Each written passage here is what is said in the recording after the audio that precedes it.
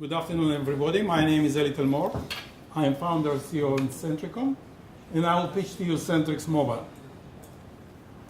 Identity is the new perimeter. It's obvious. Everyone knows what this is about. We want to focus on one specific problem that many of you didn't mention today. One is the problem of malware attacks, especially in mission-critical applications. We also would like to focus how to optimize end-user experience regarding the security requirements.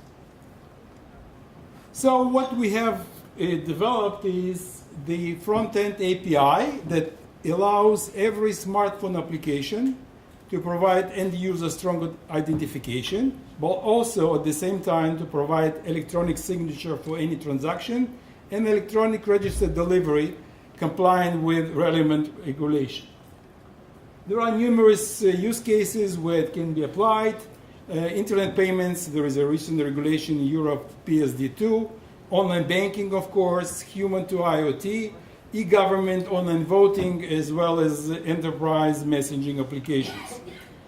What is our ambition? We want to be identity and signature provider for relying parties to comply with level of assurance 3 of the relevant European regulation. And in the future, we want to be integrated with national ID providers to achieve level of assurance 4. Our internet identity is not stored on the smartphone. We are a collection of personal attributes stored on the cloud that are dynamically bound to the smartphone identifiers. And our user experience is unique in the sense that user clicks on the button, and at the same time, in the background, there is a process of strong identification dynamically linked with the authorized transaction. When we look at the identification part, it was mentioned by the bankers from the Leumi that we need to balance the security and the user experience. So we actually give to the relying party, to the bank, to decide how this can be done. So they will decide the risk and tell us what they want to do. So we have the full ladder ranging from the low risk to the very high risk. So for low risk, it's completely seamless, completely transparent, and for the high risk, we engage with the voice biometrics authentication. So if identification is completely perfect, still we have a challenge, because the malicious software that is residing on our device can still bypass the authentication. For example, you see to the right, the ban on the browser attack, where the identification may be perfect, still the transaction was stolen, because the identification part is out of context. What you see is not what you get. So there is a regulation in Europe called PSD2 that requires specifically that any strong authentication should be dynamically linked with the payment transaction itself. So it should be a linkage.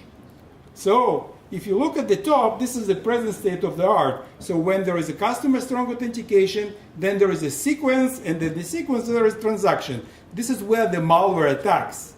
What the PSD requires is that there is a dynamic link both ways, so that customer strong authentication and the transaction themselves are interconnected.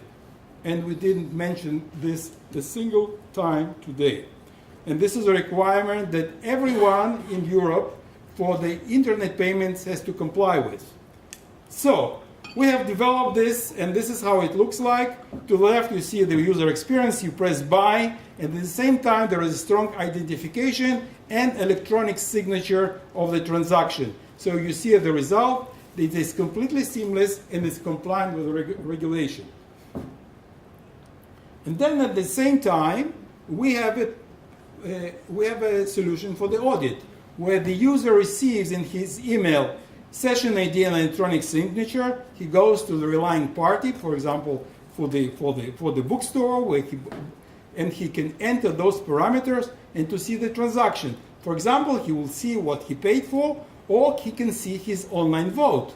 So as I mentioned, if I vote online, there is also a necessity to link between strong authentication and the content that I apply to do. Right on time.